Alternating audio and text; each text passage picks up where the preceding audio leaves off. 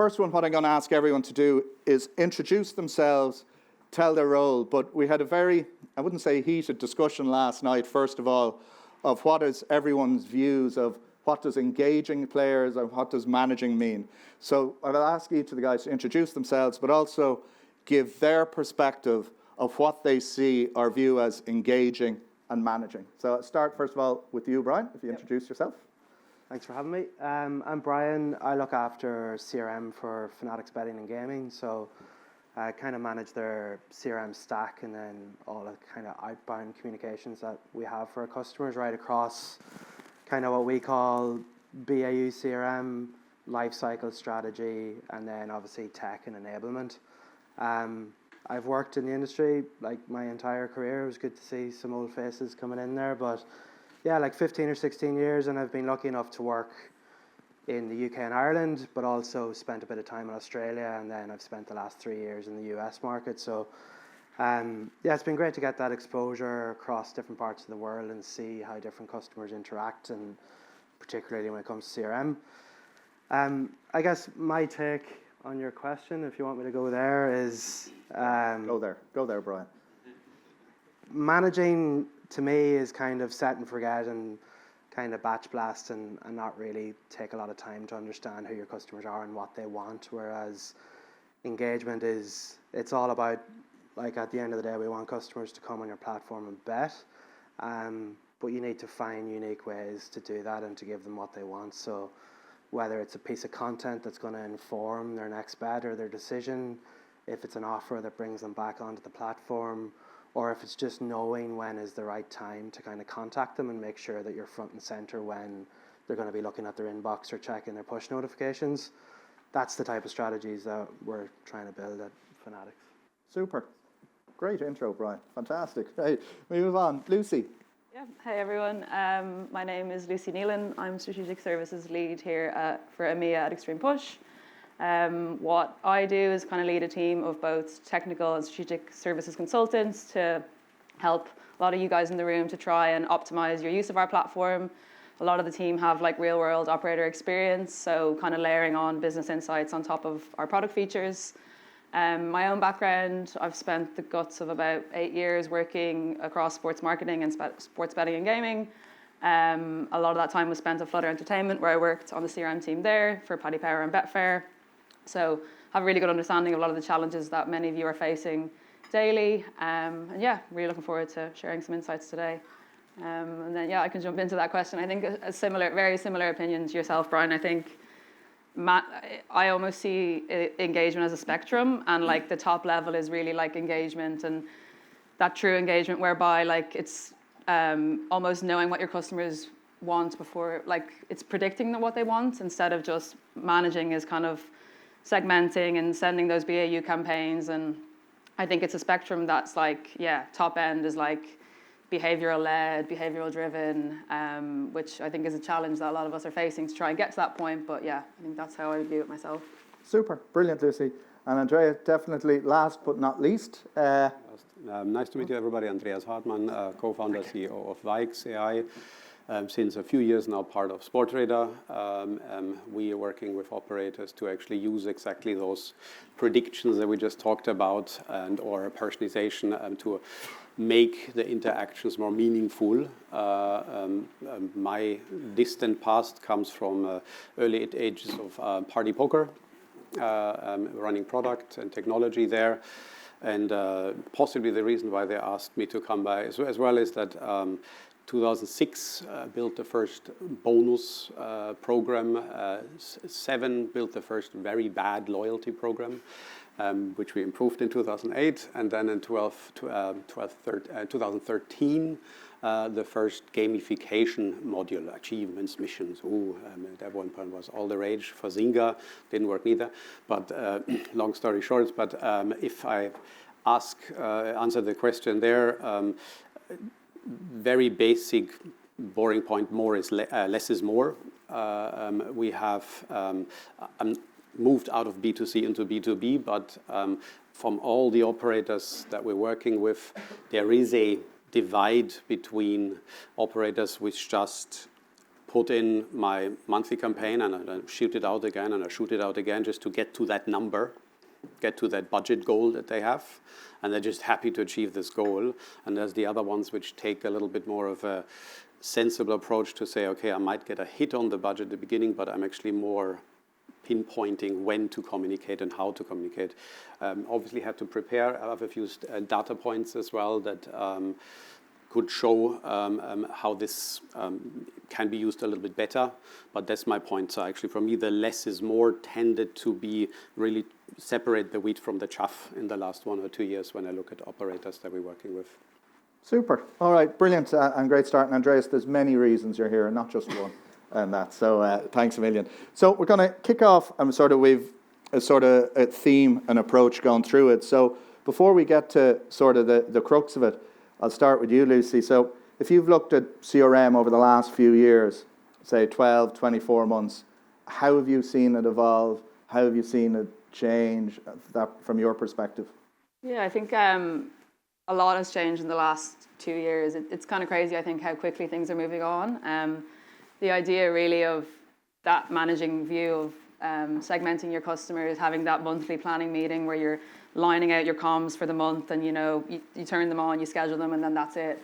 I think it's really moved on a lot from that. I think there's probably 2 key things I think that has changed massively, and the first one is like the behavioral-led stuff. I think it's really important now that we're not saying, what are we sending this week, what are we sending this month? It's like we have all these things set up that are running to react to what a customer is actually doing. So you have so much rich data on where they're betting, what they're betting on, the games they're playing. So it seems kind of alien to be just setting up a campaign that's kind of bat and blast. You should really be reacting to what a customer is actually doing. So I think we're able to not only look at what they're doing, we are able to now with the kind of, I feel like AI in the last 2 years has really like ramped up as well. You can almost predict what they might do next as well, which is another kind of exciting place that we're at now. I also think it's a lot more unified in the last 2 years. I think we're seeing that single customer view is a lot closer now than it ever was. You have a really easy way now to, I think, access your customer across all touch points, which even if we look back 2 years ago, you had kind of buckets of data that you were trying to kind of bridge together. So yeah, that's kind of the key shifts, I think, for me in the last 2 years that I've noticed. Brilliant. Geez, there's so much in that. We can come back to that. That's fantastic. Andreas, from your perspective, and again, you've seen different views, like how have you seen things evolve in the last 12, 24 months? Always bringing like a good and then the ugly on both sides. So more tools being actively used. So the operators that we're working with, an increasing amount will make use of segmentation as well. They have whatever CRM tool which is available, they are actually in the good way using it in the bad way. I'll bring an example in a second, but the 2 big trends last 24 months for me is personalization. We see this on our own numbers. Actually, 24 months and before, it was still like of a sexy thing, future thing, but now demand ramped up quite a lot to really start building this. This is not about the content only, that you like the Arsenal game or not yesterday, or actually you like Serie A, etc. But looking into content personalization, value personalization, churn, etc., messaging personalization, when to send, how to send, etc. So taking the entire piece and making this. And then the more recent one, last 12 months, a little bit less, is real time.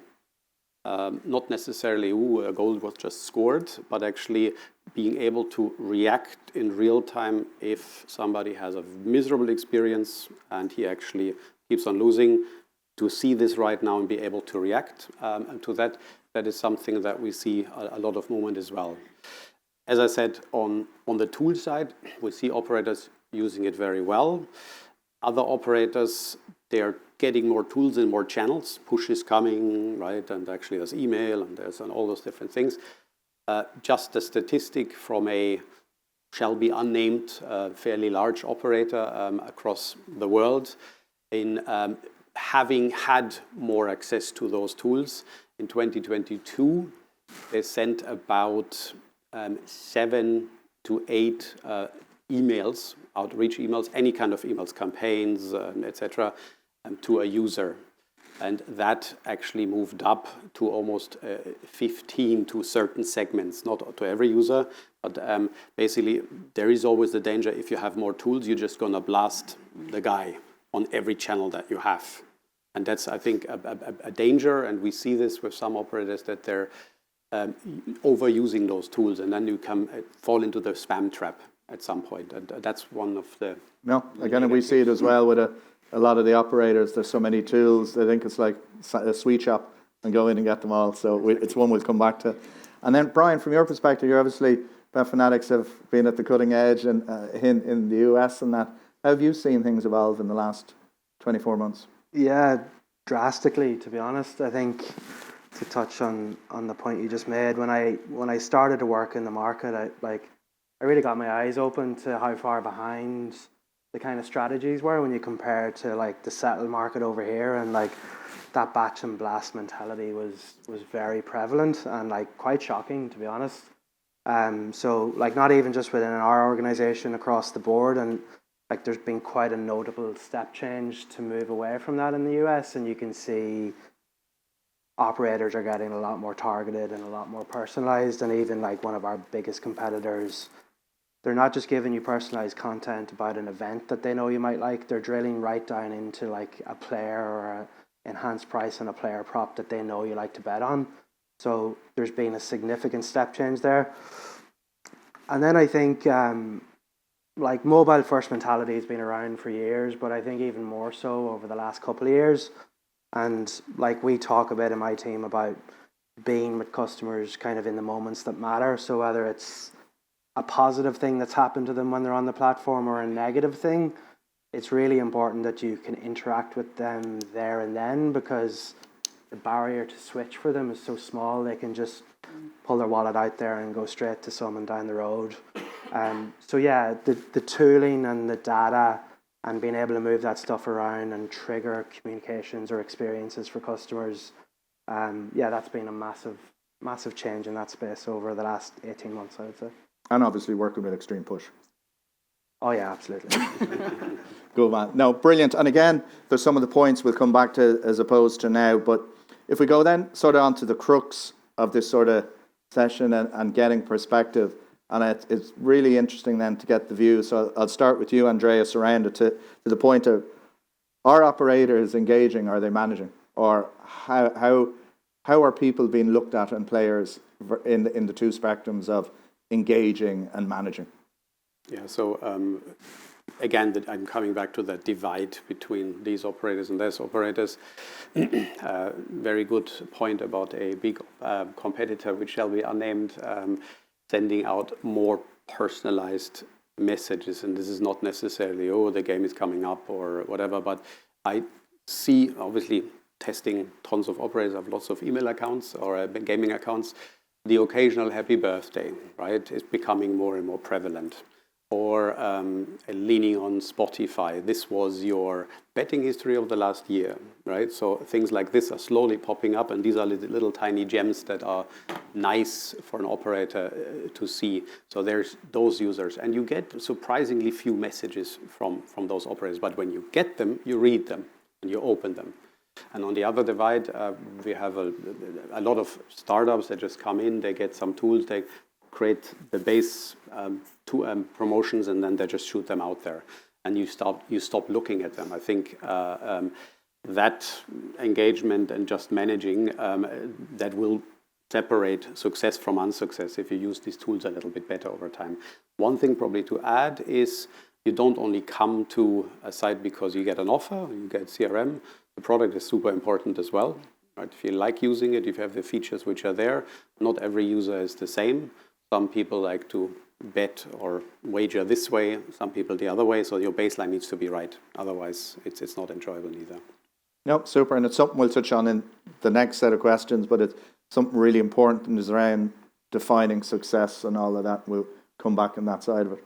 Bryan, from your perspective. Yeah, it's an interesting one. Like we've set some stuff up internally, so we really have our finger on the pulse on what everyone else is sending. So like to Andreas' point, you can clearly draw a line in who is engaging and who is managing within our market. But the guys that are engaging are creating kind of that 360 experience. Like, you get an offer, it's not just in your inbox, it's also like on a paid media feed. When you go to site, the offer's front and center. It's like you really can't miss it. Whereas some of the other operators, they're quite disconnected. And I think, Lucy, to your point, they're probably still in that era of sitting down at the start of the month and planning out what they're going to do for that month. And regardless of what's happening in the market, like, that doesn't change. So yeah, it's quite easy to see who's kind of thinking ahead versus those that aren't. From our perspective, we like to think we're in the engaging category. We like to react to the market and to things that are happening. Like, just to give an example from this week, we have a fair play policy. So if you have a player props bet and your player gets injured in the first half, we'll honour those bets. The Steph Curry went down in a playoff game the other night, which was a huge moment for us because a very popular player and a lot of bets impacted. But because of how we're operating as a business and we're quite agile, we were able to, within minutes have comms go out from XP to impacted customers, but also comms go to customers who weren't impacted so that they know that we're doing this type of stuff in the market that's quite different to what everyone else is doing. But then to complement all that, we had digital teams posting on our social media channels, and we had press releases go out. So yeah, we're trying to create that engagement not just through traditional CRM channels, but kind of across the board. And again, I might be a bit biased, but for me, when you were talking about engage, like, that's a phenomenal proactive experience for the players, and that to get an understanding, and that's personalised and relevant. So for me, that's a really good example. Finally, Lucy, from your side, obviously you see a whole spectrum. What's your perspective on it? Yeah, I think when thinking about this, I feel like most are probably still in that managing space. I think when I was thinking about it, it was like, maybe what are the reasons maybe why they're still in that space? And I think it probably feeds into what you both said. Like, I think there's challenges that present in the way the businesses are often set up, and clients that I've worked with, that it's kind of down to how you structure your organization. I think often you've got a CRM team, you've got maybe product, you've got the commercial team, and I think oftentimes they might all have little separate goals and different goals, and I think at the heart of that is the player. And I think your player views you as one central platform and one brand, but often everyone has different kind of goals to achieve. So I think really to effectively get to that point of engagement across product, across your whole entire brand, you really need to start thinking with player-centric goals in mind. So everyone is working towards the same kind of goals as a business. And that's really a challenge. Like, it's easy for me to sit here and say that, but I think it's naturally quite a challenging thing to do. But I think that's going to really help to move you from that kind of siloed mindset into thinking how your player actually engages with you. And then another one, I think, is around your data. I think, having worked across multiple clients in the industry myself, there's a massive variation in data. You have clients that have so much data points, like thousands of data points on their customers, but they're lacking maybe the engagement strategies to activate that and do stuff with that. And then on the other side, you've got people with really sophisticated strategies to try and engage players, but they might have legacy systems, data sitting in separate places, and they can't really act on that. So I think the right tech, and then obviously those problems, I think that will drive operators to that point of really true engagement where holistically everything is kind of, all singing towards the same central goal, really. No, really clear. And actually it sort of feeds really well into the next stage around defining success and what it looks like. Because I think the point you mentioned there, Lucy, around the organizational structure, I think is super important, that they're aligned both within the company but externally. So if I can start with you, Bryan, how do you measure success, or what's your view on what a good CRM strategy is or isn't when you're looking at it? Yeah, we've got a huge commercial focus. So while engagement metrics are important for us to just sense check that we're doing the right things, ultimately we care about what does the customer do after we contact them. So I guess we've kind of come on that journey since migrating to XP. We've been able to get our data in a good spot from an engagement perspective. So we're almost setting benchmarks ourselves using our own data. So we know push open rates should be this, and if they're not, like, we spot that quite quickly and we address it. And I guess off the back of that, then we have a fairly robust A/B testing program within the team where, like, nothing goes to customers that isn't being A/B tested to try and gain those 1%ers. So, like, whether it's, you know, subject lines or call to actions or a piece of content, we test absolutely everything so that we're constantly trying to move the needle a little bit. But yeah, ultimately it's about what does a customer do after they interact. So we're quite tight with our commercial team on what those commercial metrics are looking at. And we're even getting to a point where, like, we have some promotions in market below the line that are quite consistent. Like, we have a daily rewards program. So customers expect stuff from us every day. But what we're noticing is our subject lines are super engaging, but the customer knows what the journey is. So they might spot a subject line and not actually interact with the email, just go straight to site, which is great because their journey is smooth. But because your CRM is so efficient, you're almost underselling yourself on the engagement metrics. So we're trying to stitch together, okay, like, we sent Rob an email. Within 4 minutes, he placed a bet on the market that we had been telling him about in the email, even though we didn't open it. So trying to attribute, like, those commercial successes back is something we're unpacking at the minute. And it's not, like, definitely not easy, but you need, to your point, you need to make sure you've got all your web tracking and all that analytics piped back. But yeah, we're on a good path, and yeah, those are the type of things that are important to us. No, really, really good. Lucy, your side? Yeah, so similar really. I think naturally your hygiene metrics, like your click rates, all that stuff, it's still important, but I'd like to think we've definitely come on quite a lot in the last few years to get beyond that. So I think you've kind of got short-term stuff, which is like, yeah, you're going on checking engagement. We've spent a lot of time in the last year at XP trying to build out, like, attribution stuff for campaigns. So looking at, you know, the value your campaign drove, bets that replaced deposits made after that campaign. And something we're working actively on now is trying to then get to the true value of that campaign. So, okay, yeah, it did well and there was a lot of bets, but how much did you spend on bonuses and stuff like that? So trying to get the true value, I think, is really important. But I think you alluded to a really good thing there around testing too.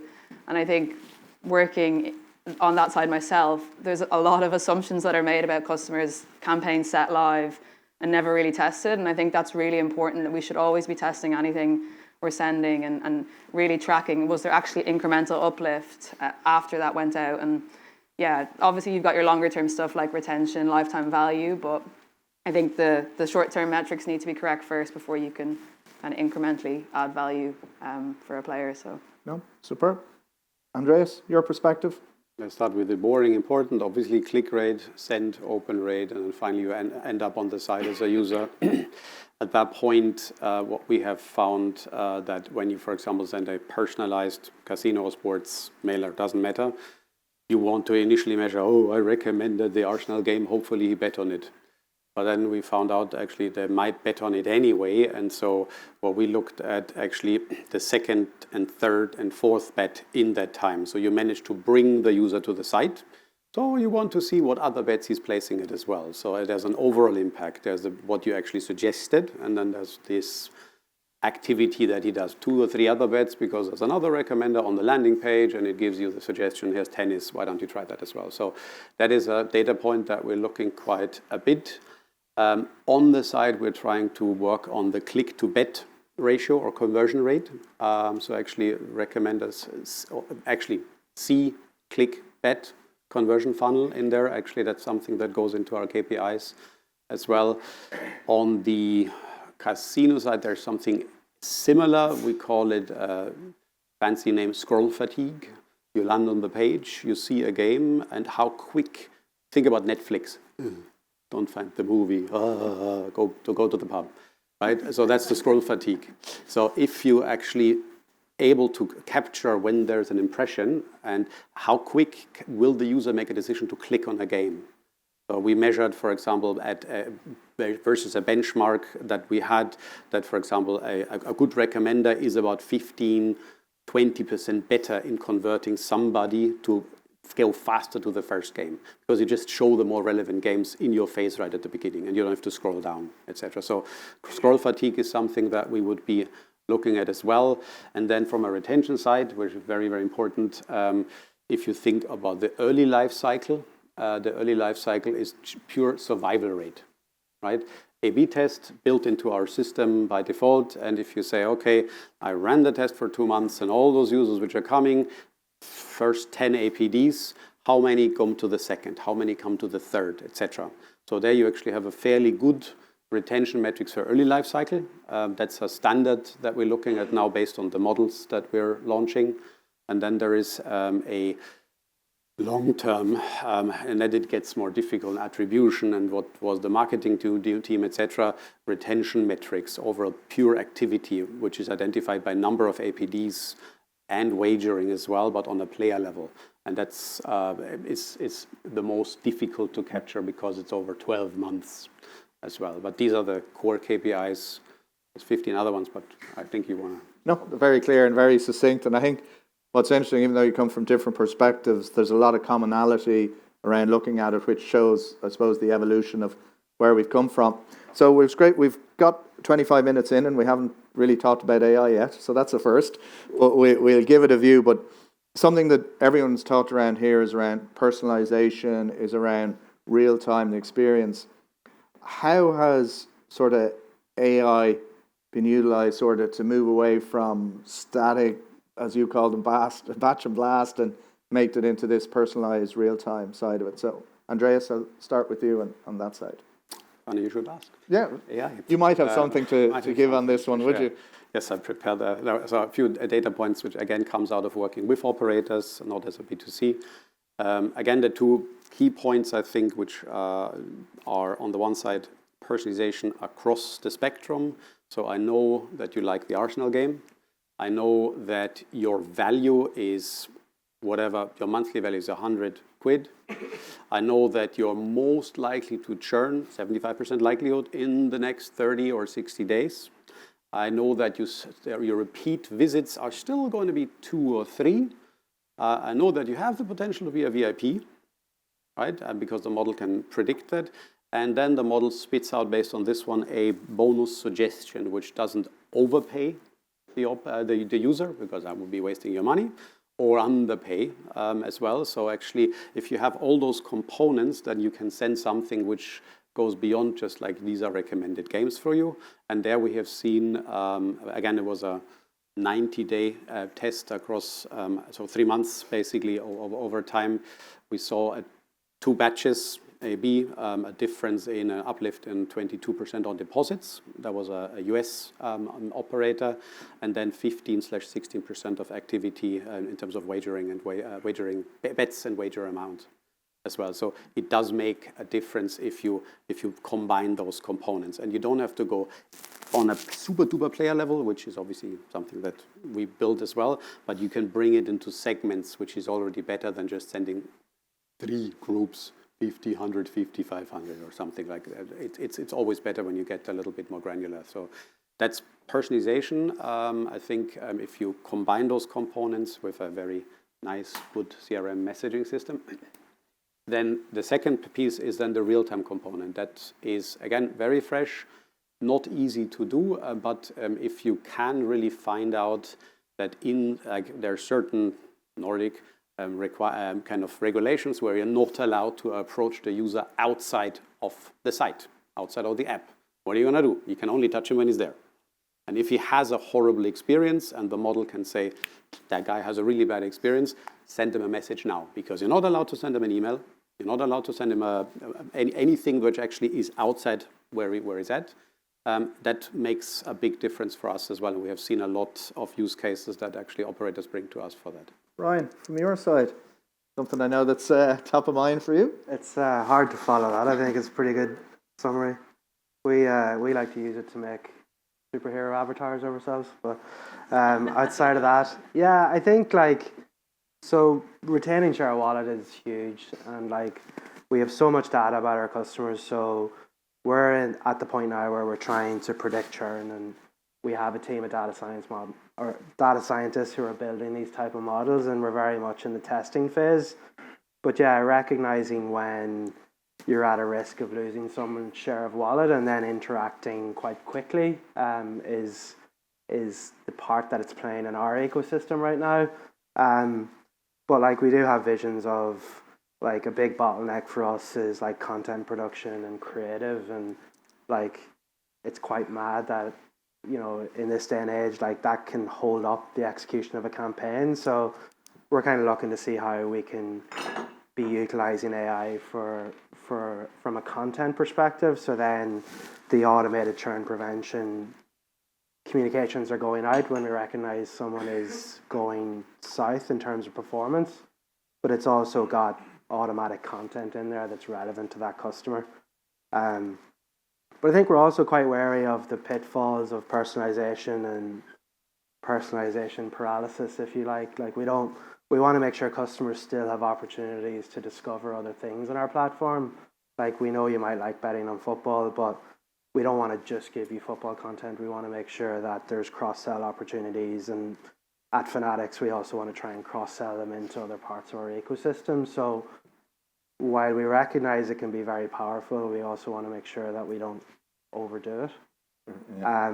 Paralysis by analysis type. Yeah, exactly. And then also, like, it gets quite scary when you're using AI or modeling to distribute generosity, because you need to be able to add a lot of controls in there from a spend perspective, and you know, you don't want to be constantly bonusing the same customers. So yeah, still, like, I know a lot of the capability is there, but I do think there's a lot of work to implement those safeguards and make sure that you're doing it properly. Yeah, no, really good. And again, you've hit the nail again on the head there around the safeguards and using it in a right and efficient way. Lucy, from your side, what's your perspective on? Similar to both what you guys have said around personalization, I think another key thing it's changed is you're able to make decisions a lot quicker. I think thinking of examples of like models that we've kind of built for clients and really able to identify maybe a key driver for retention. I think previously you might have set like an early life campaign up. You would have had that running and potentially then had to give it to an analyst to look at the retention rates, you know, month 1, month 2. Whereas now with AI, you can quite quickly, once the data is there, be able to kind of feed that in and pull out insights that will then help shape how you tweak that journey, how you optimize that journey. And I think that's a lot quicker now. So it allows you to fail a lot faster and then fix that. I think personalization, it'd be silly not to mention it there. I think if you think of personalization a few years ago, it was still very much down to the human to try and get to a place of personalization. Whereas now you have AI to be able to identify what that customer actually wants to see and what they engage with, the time they engage with. It's able to kind of, you know, you could have a journey set with 1,000 customers coming in, and each of those will receive something slightly different, which a human could never have really done. You would have had someone, a whole team dedicated specifically to that. And I think you mentioned in the question, Rob, around static, the word static. I think that should really be tried to leave in the past now. With AI, you know, you should have someone coming into it. Previously, you know, for an example, you might have someone that you acquired through Sportsbook, and they would just go on a 30-day journey through Sportsbook, even though maybe they played casino day 1, and you just have set them on this journey that's not relevant to what they're actually doing.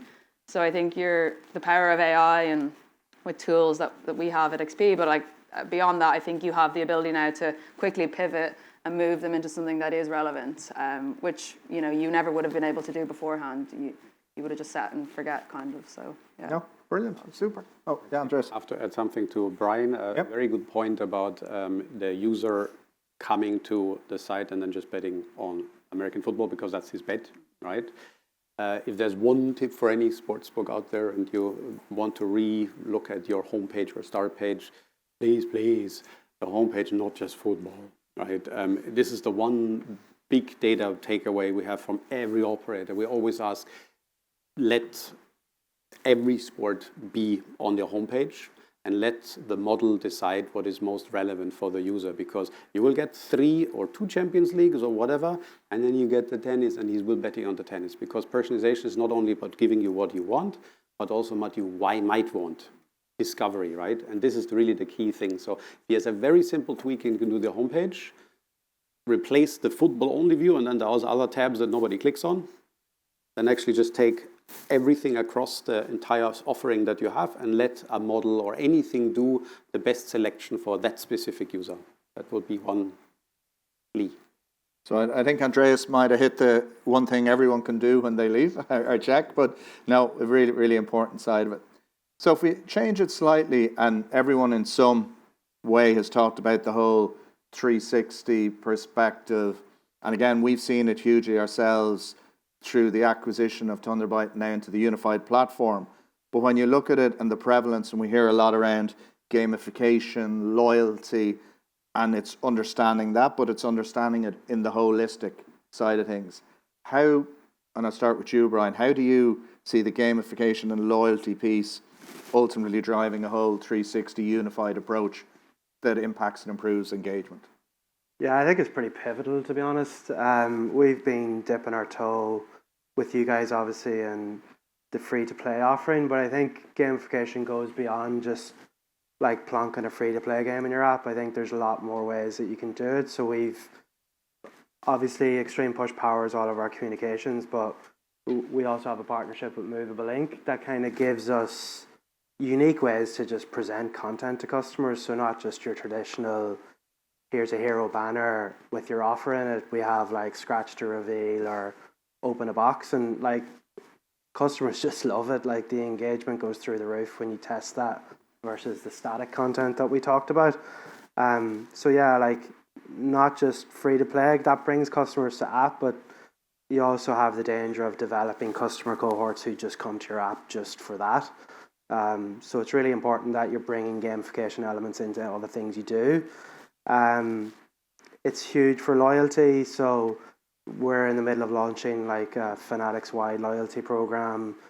Like a big part of that is different statuses that you can achieve and making sure that it's quite prevalent for customers on platform and in communications, how close to they are to the next tier and what they need to do to achieve that, which in itself is a form of gamification. And then, yeah, like we're trying to move away from traditional bonus types, again, using Extreme Push, like not just your bet this, get this. We're trying to get customers to interact with the product a little bit more. So it might be bet $10, but then also place a same game parlay or interact with a part of the product that you've never been on before. And by doing all those 3 steps, unlock a bigger bonus. So yeah, like it's a big part of our strategy as we go forward. And yeah, I think if you're not thinking about that, you will get left behind. Brilliant. Now, and again, probably a lot to cover today in a session, but it's really important for people out there is to understand the holistic when we talk about the gamification or the free to play, the loyalty of understanding what is each, what it isn't, and how it can fit into yourself and your strategy. From your side, Lucy, how do you see it? Yeah, I think you mentioned it there, Bryan. I think tradition, like if we look a few years ago, you'd have free to play like a wheel that you just bolt onto the site and you kind of hope that customers come back every day and engage with it. But I feel like that's not right, no? It can be, but if you're using it in the right way. But I think where it's got to now is like it's a really integral part of that 360 element, and I think it's a really big touch point that we can think about now. And probably an example would be like traditionally, I think Premier League ends at the end of this month. You've got like who won the Premier League? Sorry? Yeah, I knew that Liverpool won the league. Yeah. Oh, I didn't know that. Ben. So I think you've got like nearly a 90-day window in between end of season and when season kicks off again. So you could have a customer that bets on football and just isn't betting in that window. Traditionally, like that customer is falling into like 60-day lapse, 90-day lapse window, when really they're not lapsed. They just will come back in August. I think previously what you might do there is either try win them back with like bonusing, or you might try cross-sell them into casino, and really that's like not contextual to that actual customer. I think an interesting way to look at free-to-play now is like, okay, how can we think of a free-to-play game there that might engage that customer? So like almost like an extension of their natural behavior. So like, are they looking at the transfer window? Can we create like a weekly quiz? It's just stuff like that, which is like a slightly different way of thinking about it. So being involved in those conversations and thoughts, maybe not actively, but I think we all play, like I play the New York Times, like the stuff like that, where just like daily games that maybe it keeps the brand top of mind, but it's not necessarily like spinning a wheel to win something. It's something slightly different. So a different way probably to think about how, and you know, the connectedness there is important. You can learn what they're picking. You can personalize their content based on that, maybe tailoring their offers. So, taking the data back out of free-to-play is really important as well to help personalize and stuff on the back of that. So. Yeah, no, and I think that's a really important point you talked about. It's about knowing the customer, know their experience, and not presuming because they're just not betting that, okay, they're a churn risk. And I think that's really important and syncs back to the piece you talked about is the single customer view and understanding it. Andreas, from your perspective, when you look at it, what's your viewpoint? Back to your point where actually the Premier League is over and the guy is gone. Oh, he's falling into some buckets which are churned. Just in case you have a good model which actually predicts he will come anyway when the Premier League is on again. Don't spend any money. He will, even if you try, don't spend. Actually, he will come back to your site. It's okay. There is Andreas comes to the site every 2 weeks. There's Rob who comes every day. And again, being able to predict very accurately to say, like, actually don't spend money on Andreas after a week because he's just coming back 7 days later. Right? That is a big thing that you saves your bonus budget. And this is also an ROI on the campaigns that you're having. So that perspective, yeah, he might not even come back for a game. So he's just coming back naturally, right? That's it. Gamification and loyalty, both must-haves. Again, the point for everybody, possibly not. Because there's people who love free-to-play, love some missions and achievements, and they just come for that stuff, right? If somebody has already checked out Tipico in Germany, for example, a long-time customer, they built a quite nice kind of community on the betting side with some gamified elements in there. And they basically were able to acquire customers that were super inactive or actually non-existent. And they're basically they got very attracted to this kind of gamified social kind of thingy. And that's quite a thing for them. There's people who are more interested into the loyalty side because they really want to achieve status, get points, get goodies and whatever. So this is a different group. All of them are sizable enough to actually to launch those components. And then there's people who get for the promotions, etc., etc. So use those tools and not necessarily layer them on top of each other, but find out which user has the highest propensity for which tool. And then actually you can maximize for that user. Super. No, really good. And then so we'll finish with a sort of two-way question side of it. One is more generic and then one is specific. So we've talked about and seen the evolution. It's constantly changing. You've talked about, Andreas, all the tools, it's been on top of it. But if each of you looked at it and you're driving a CRM strategy, how would you look, what advice or what would you do to future-proof or to ensure your CRM strategy is on top or leading the pace over the next 12, 24 months? Let's start with you, Andreas, on that side. I have something very unvisionary. Invest in your second, perhaps third level CRM stuff, because these guys are the grinders who do it. And they look at the numbers. They need to understand if that click-through is bad, they're going to try this different thing. We always see this, that when you talk to the CMO, the head of CRM, they completely get it.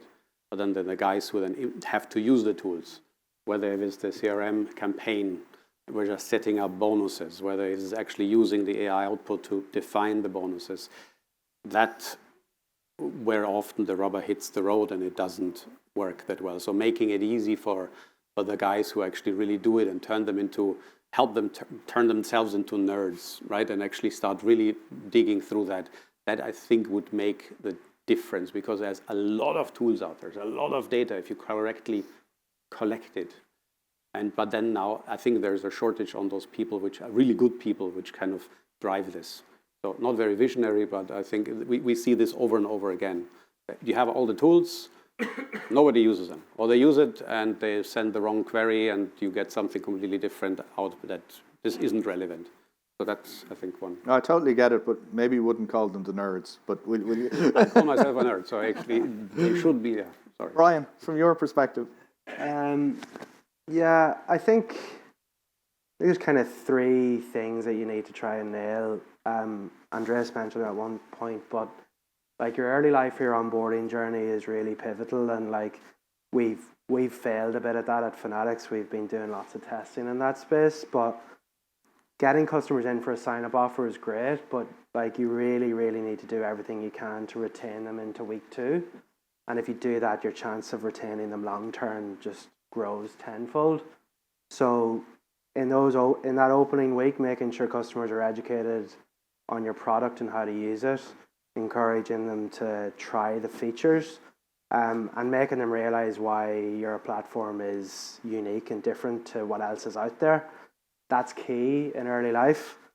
I think the next part is obviously retaining that. So we talked a bit about AI and about modeling, but having something in place that recognizes when a customer is going south and not having to wait until they've gone is pivotal.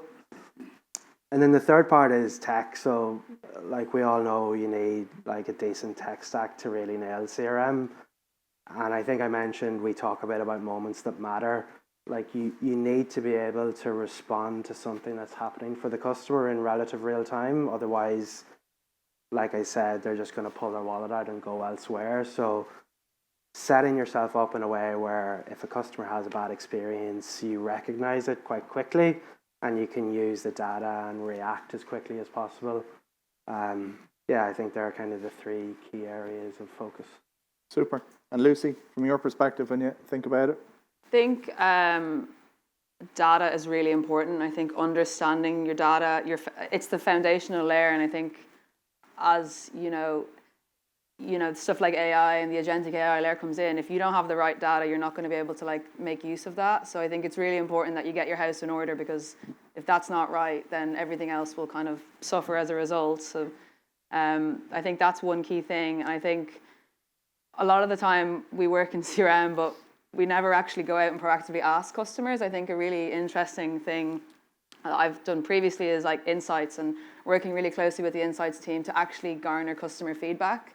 We have all these models and stuff set up, but really surveying them on your comms, actively trying to proactively get insights from them. And often then they can feel like they've been a part of personalizing their own comms that they're receiving. In theory, they might not be, but it's good to show, get real customer feedback is important too, and allow that to shape your strategy and the why behind maybe what they're doing as well. Brilliant.